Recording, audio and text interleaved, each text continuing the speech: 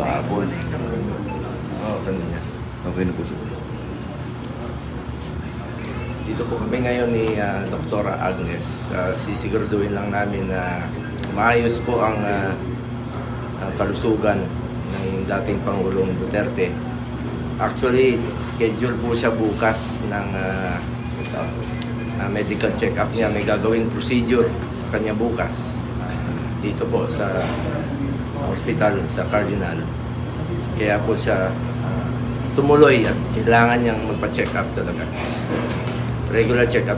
Si Dr. Agnes, siya po yung personal physician ni dating Pangulong Duterte for the last 20 years po. Dito po kami, dito Secretary Bello.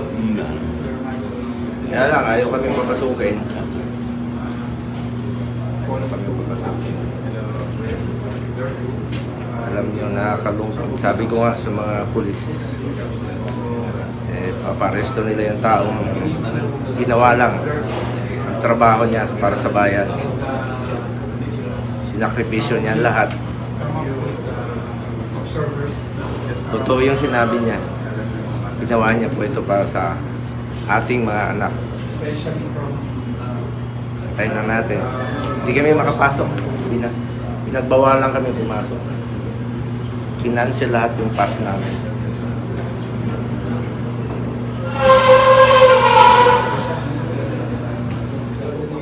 Hello? Ma'am? Hello? Wala kayo? Dito yung mga abogado eh. Sabi kanina ni General Malbil na makasama kami. Opo, kumayag naman po si General Malbil kanina. Oo, sinabi ni General Malbil kanina.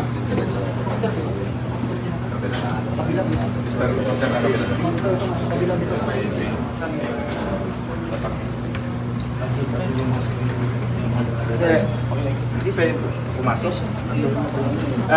Nandito po kami ngayon, mga abogado ni dating Pangulong Duterte, at dito rin po yung doktor niya. Alam po, hindi kami pinadaan. May instruction po si Ruth, no? Hindi kami papasukin. Constitutional right po yan, yung medical. Nandito yung mga doktor. Doc Agnes? Doc Agnes. Ito yung mga doktor nila.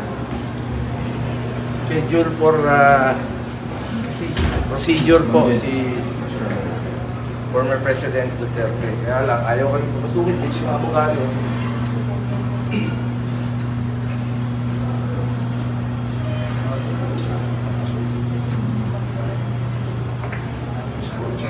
Under instruction din sila eh. Make it up record na we are being prevented from proceeding to see the President because the guard is under instruction not to allow us to see him. Wala kayo. I know. You're working with him. Kanina, sabi ni General Malbil, pwede po samahan eh. Sinabi ni General Malbil sa akin, sasamahan ko siya eh. Dito sa Coster. Bakit nag-iba? Bawal po, ma'am? Bawal kayo? Ano po na ilak lang po yung pinto. Yun lang po yung tinanggap ng instruction.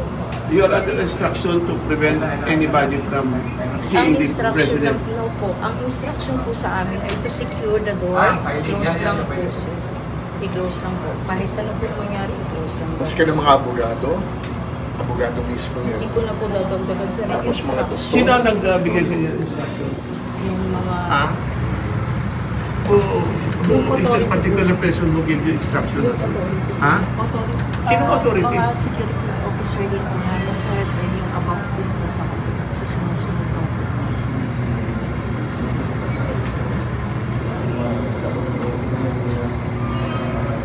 Abogado yung doktor, hindi pwede tapos na.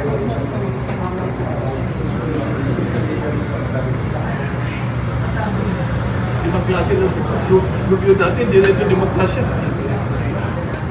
Even the basic constitutional right of a person is being deprived. Being denied.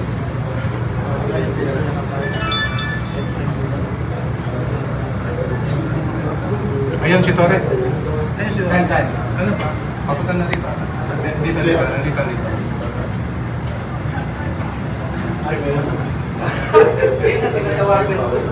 Meron kami agreement eh.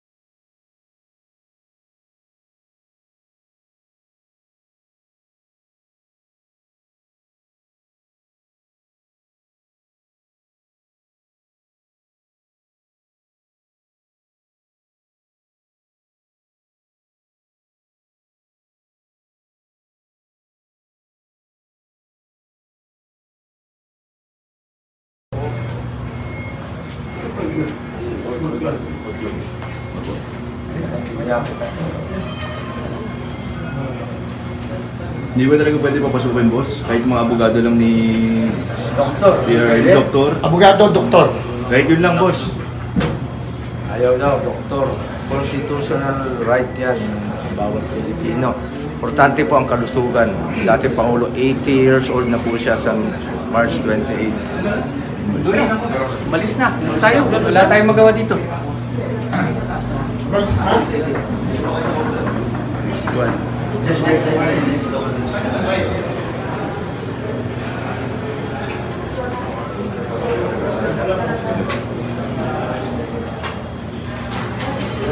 Kalis na po. Kalis na daw po.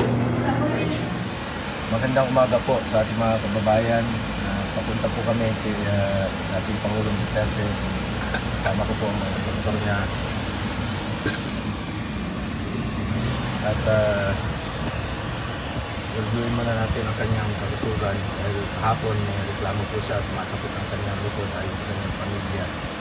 Kaya nagdala po kami ng kagamitan at ambulansya. Importante po at karapatan ng bawat Pilipino unahin ang kalusugan. Constitutional right po yan ang medical.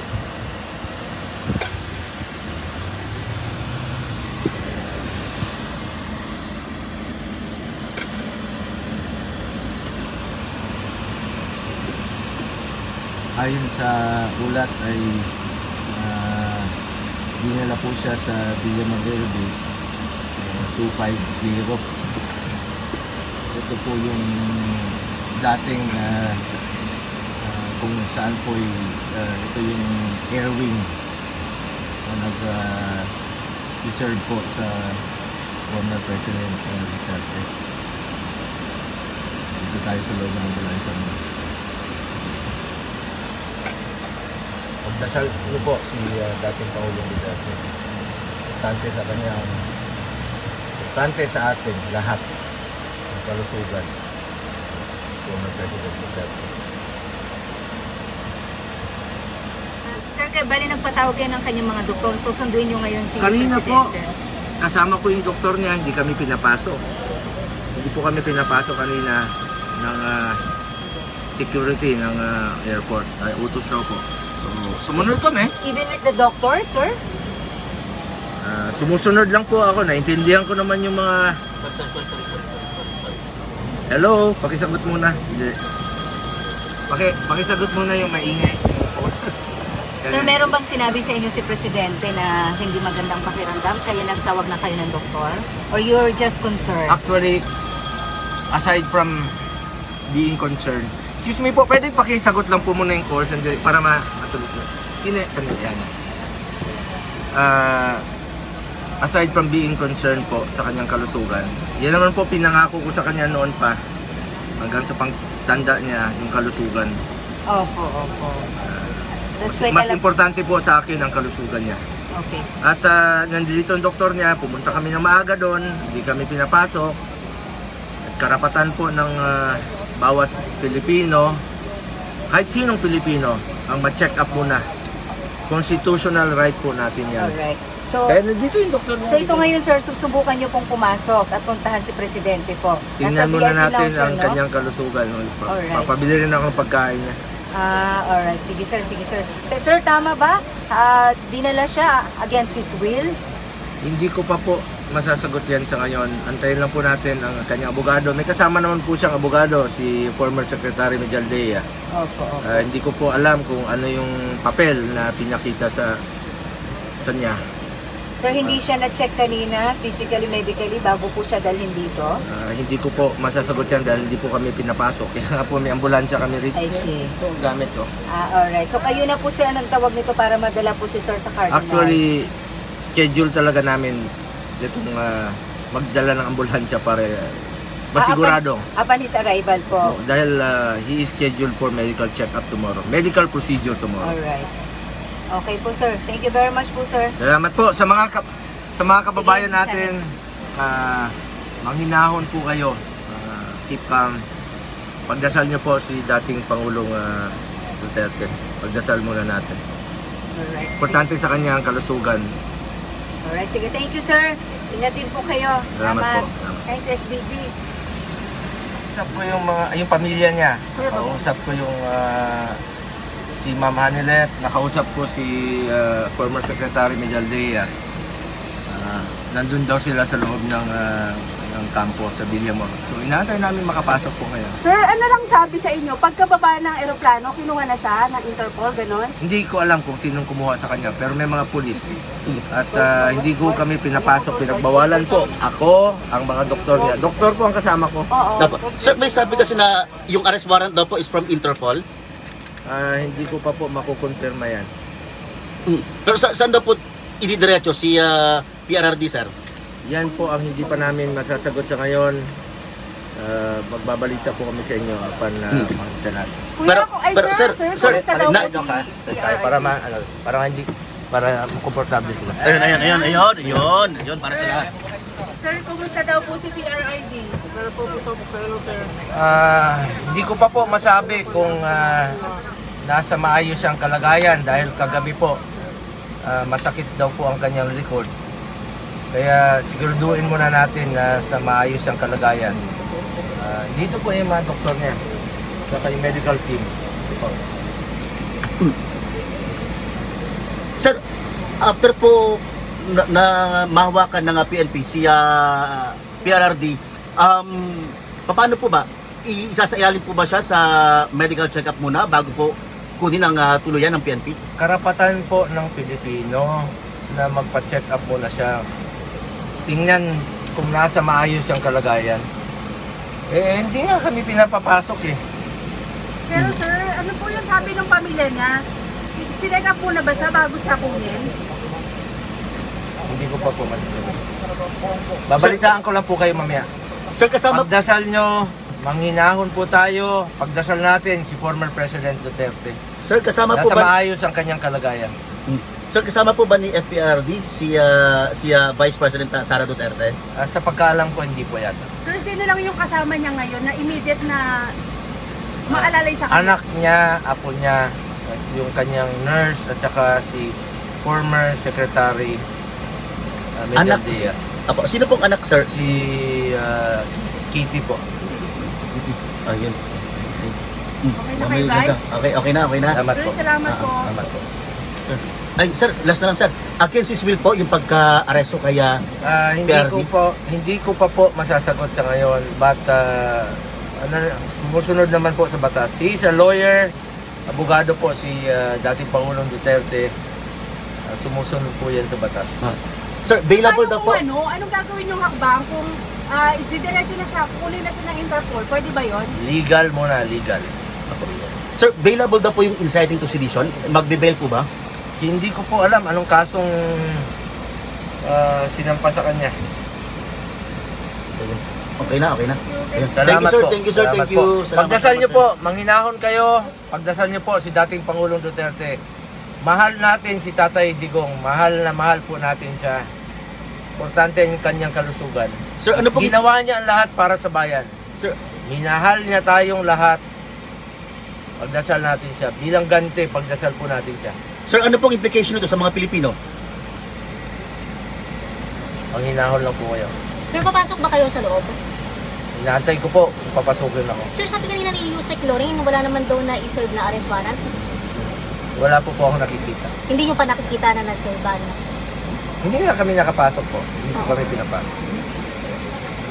Pero sir, ongoing yung negotiation kung po pwede kayong makalapit sa Pangulo. Tapos sir, sir kasama sa negotiation ninyo kung sa ospital siya diretso. Check up muna. Check up muna. Dapat. Ngayon sir, ngayon. Sa Cardinal. Okay sir. Check up muna sa Cardinal.